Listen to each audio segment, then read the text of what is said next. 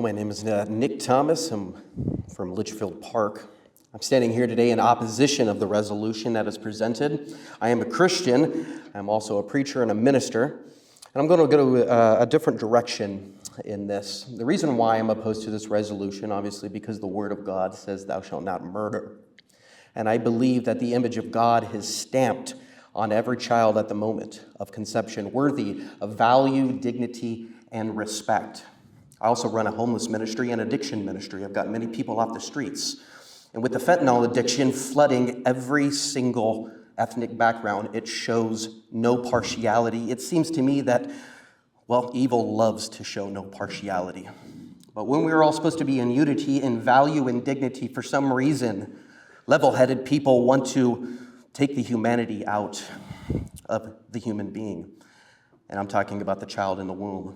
I look at every individual that is on fentanyl today, and I talk about value and dignity and respect, and I talk about their worthiness and that they can overcome their addiction. And that presses me to be consistent across the board. If I talk about value, if I talk about dignity, I have to talk about that in the womb as well. That baby is a child. And that child is worthy of love, dignity, and respect. So anybody opposing this resolution understands dignity and respect. So I ask you to consider not to pass a resolution, to further discuss all of this as level-headed people, as people who say, "I committed to righteousness," and stand in unity and dignity and respect for all human beings. Thank you. Thank you, Mayor and council members, for your service. Earlier this year, an article was published in the Atlantic in regards to a mass school shooting in Texas.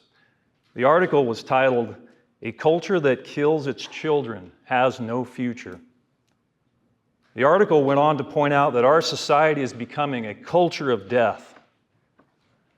But what if those very same children were even more brutally killed just a few years earlier while in their mother's womb? When abortion is sanctioned and the deed is done in a clean facility, does that somehow make it less of a culture of death?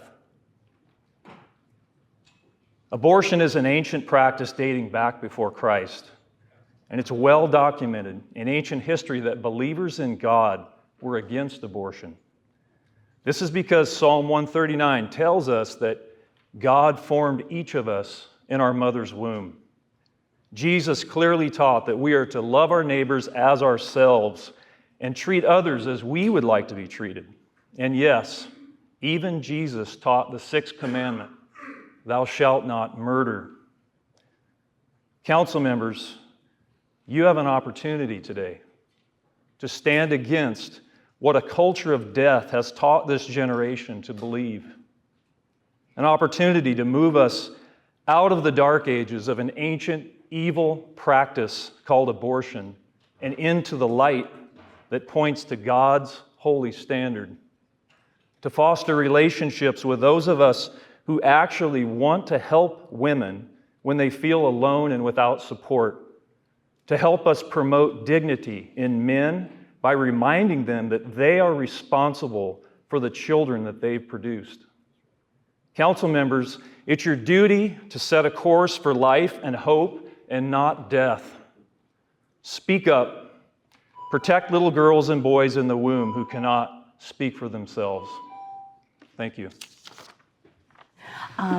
We just came today to talk to you guys and to stand in opposition against this resolution.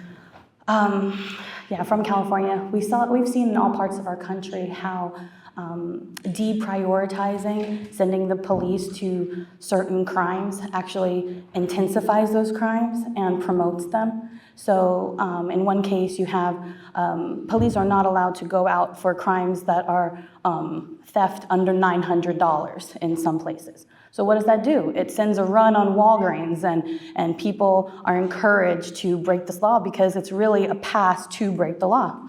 And in this situation, it didn't make any sense to me when I read the resolution because I'm thinking, oh, this is a tricky way to get around the law. It's a trick. They're going to say, we're going to deprioritize this, and then what's going to happen? It doesn't even matter anymore. These children don't matter. These women don't matter that are being told that this is okay and that this is a righteous thing to do. Like, this is absolutely, as my husband said, abominable. It's wrong, and I'm just here to urge you and to plead with you that, we're not standing up as just for ourselves. There are thousands of people, I can't even believe we made it here today, that would want to be here and would want to urge you to please stand up for what our state's law is, instead of trying to do some kind of sneaky little backdoor resolution to get your way. Thank you. Good afternoon. My name is Addison Walker. I'm 16 years old and was born in the dot of a town, Idabel, Oklahoma. When I was born, it was just me and one other baby in the entire hospital. However, 2 years ago, this minuscule town had made national news. A pregnant mother was killed by her own friend, who intended to kidnap the unborn baby by cutting the child out of the mother's womb, which she did. However, the baby died soon after. The murderer is now being charged with a double homicide for the life of both the mother and the unborn baby, as it should be.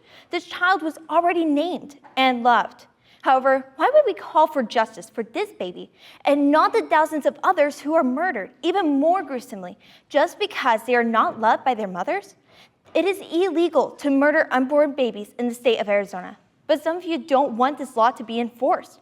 I assume that you previously did not enforce 13-3603 because of Roe versus Wade. However, you can no longer use that court ruling as a scapegoat for your negligence.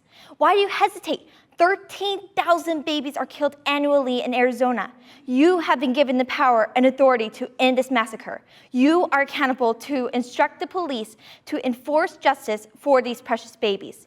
If your closest friend was murdered, what would you say if the police were instructed to deprioritize the investigation of the murder? Would you not be outraged? Remember, if you deprioritize this law, their blood is on your hands. Your names will go down in history as those who willingly promoted the Holocaust of infants in Arizona. More importantly, on Judgment Day, when God judges the righteous and the unrighteous, you will be held guilty and be punished for what you have failed to do. James 4:17 says, "Whoever knows the right thing to do and fails to do it, for him it is a sin." Thank you for your time. Thank you for allowing me to speak today. My name is James. I live in Glendale, and I am here to speak in opposition to this resolution.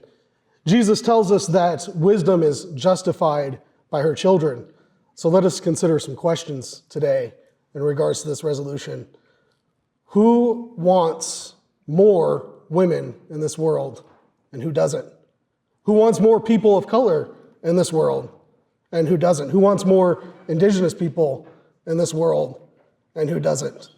My friends, it's quite simple.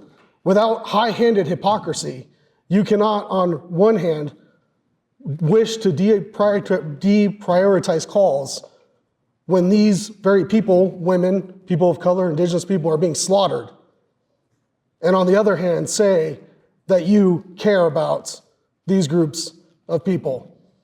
Now, if you want to go the route of high-handed hypocrisy, you may certainly do so, but I would encourage you not to do so, my friends.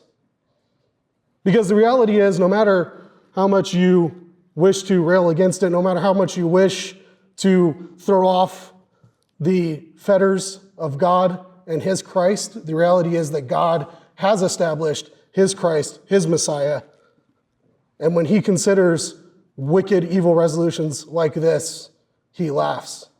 And the reality is that all of us are going to have to give an account to the God who created us in his image.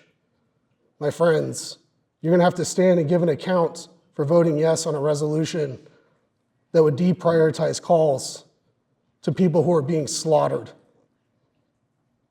Turn to Christ while God has given you time. Thank you.